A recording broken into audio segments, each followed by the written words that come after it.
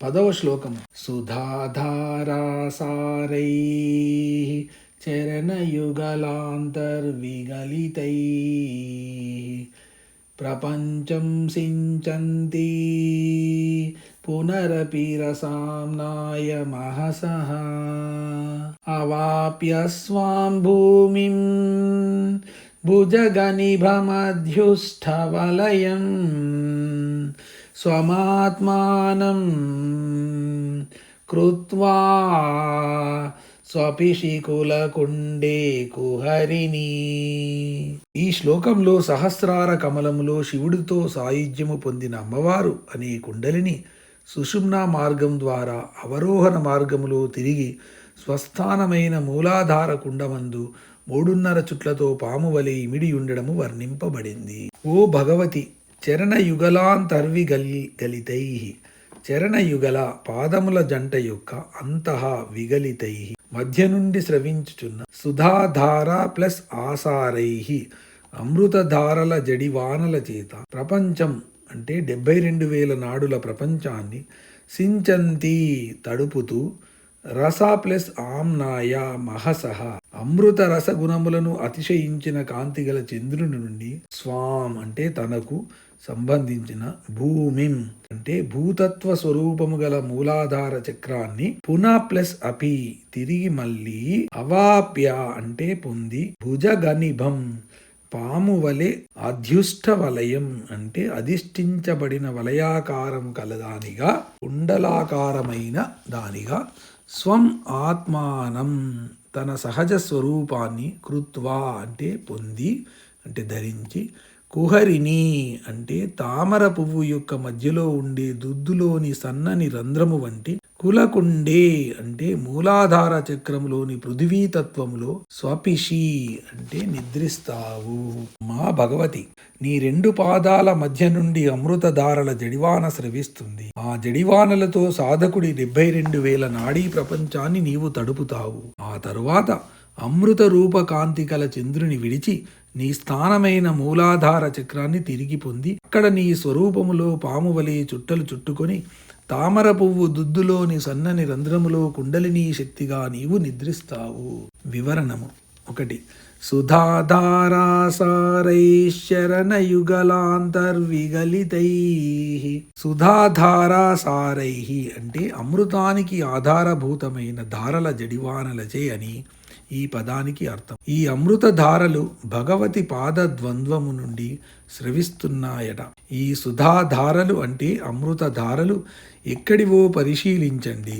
శ్రీచక్ర స్వరూపిణి అయిన మహాత్రిపుర సుందరియే కుండలినీ శక్తి. కుండలినీ శక్తి హృదయ కమలానికి పైన ఉన్న అర్కమండలాన్ని ఛేదించి దానిపై గల బ్రహ్మద్వారాన్ని కప్పి సహస్ర కమలములో ఉన్న చంద్రమండలాన్ని ద్రవింపజేస్తుంది. కుండలినీ శక్తి అక్కడే చంద్రమండలములో ఉండి ఉత్కృష్టమైన అమృత వర్షాన్ని సాధకుడి 72,000 నాడులలోనూ కురిపిస్తుంది. ఆ అమృత వర్షంతో సర్వ ప్రపంచాన్ని అంటే సాధకుడి నాడీ మండలాన్ని తడిపి అతన్ని తృప్తి పొందుతుంది.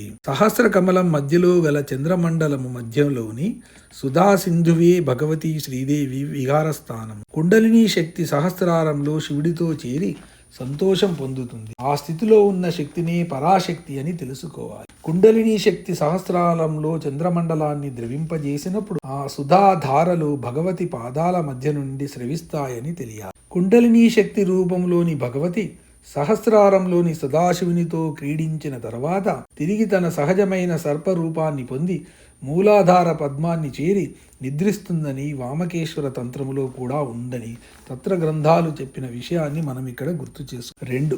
రసాంనాయ మహసః అమృత రస గుణము యొక్క అత్యధిక ఆధిక్యత గల కాంతి అనగా అమృతాన్ని మించిన కాంతి చంద్రుడి వద్ద ఉంటుంది. కాబట్టి రసాంనాయ మహస్సు అంటే చంద్రుడిని రసాంనాయ మహస్సు అని తంత్రగంధాలలో పిలుస్తారు. అదే అర్థంలో శంకరులు చంద్రుడిని రసాంనాయ మహస్సు అని ఈ శ్లోకంలో చెప్పారు. 3. అవాప్య స్వాం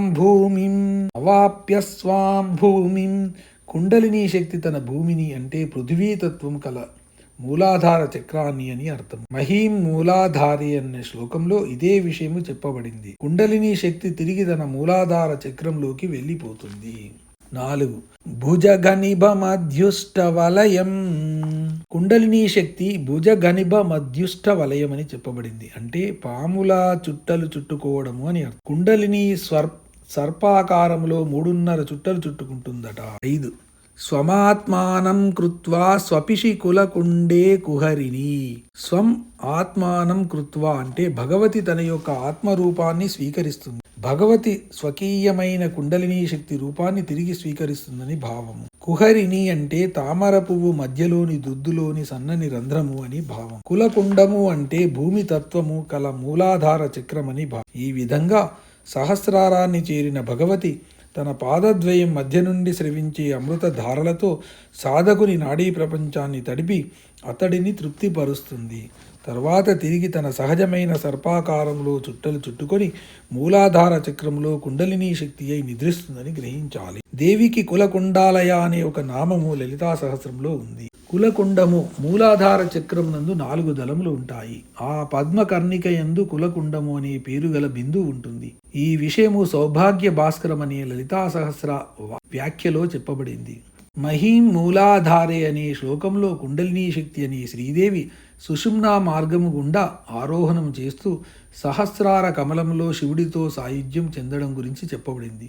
ఇది యోగ సాధకుడు జీవన్ముక్తుడు అవడానికి చేయవలసిన అభ్యాస ప్రక్రియ. ఈ శ్లోకంలో సహస్రారంలో శివుడితో సాయుధ్యం చెందిన భగవతి అనే కుండలిని శక్తి సుషుమ్నా మార్గము ద్వారా అంటే కులపథము ద్వారా అవరోహణ మార్గంలో తిరిగి తన స్థానమైన కులకుండాన్ని చేరుతుందని చెప్పబడి. కులకుండము మూలాధార మండలి చతుర్దశ పద్మమండలి మండ అనే త్రికోణం. సుధా సారాభివర్షిణి సుధాశ్రుతి అనే 2 నామాలు లలితా సహస్రంలో ఉన్నాయి. సాధన ప్రక్రియ. సాధకుడు పద్మాసనములో కూర్చొని స్వస్థమైన మనస్సుతో గుదమును మడమతో నొక్కి బిగబట్టి శ్వాసను ఊర్ధ్వ మార్గముగా నడుపుతూ కుంభకములు అనగా వాయువును లోపల నిలిపి ఉంచడంలో తన మనస్సును నిలపాలి. ఈ కుంభకము వల్ల ప్రాణవాయువు తగిలి స్వాధిష్టాన కమలములోని అగ్ని ప్రజ్వలిస్తున్న వేడి చేతను వాయువు తగలడము చేతను నాగరాజు అనగా కుండలిని శక్తి మేలుకుంటుంది. ఆ కుండలిని శక్తి స్వాధిష్టాన మణిపూరముల మధ్యలోని రుద్రగ్రంథిని, మణిపూర అనాహతముల మధ్య గల విష్ణుగ్రంథిని ఛేదించుకొని వెళ్ళి అనాహత విశుద్ధ కమలముల గల మధ్య గల బ్రహ్మగ్రంథిని 6 చక్రాల్ని ఛేదించుకొని వెడుతుంది. తర్వాత కుండలిని శక్తి సహస్రారాన్ని చేరి శివుడితో కలిసి సంతోషం పొందుతుంది. ఆ స్థితిలో శక్తియే పరాశక్తి అని తెలియాలి. దీన్నే యోగ సాధనలో ఆనంద స్థితి లేక మోక్ష స్థితి అంటారు. ఈ శ్లోక పారాయణ ఫలము వీర్య వృద్ధి, స్త్రీలకు రజోదర్శనము, నైవేద్యము అరటిపండు.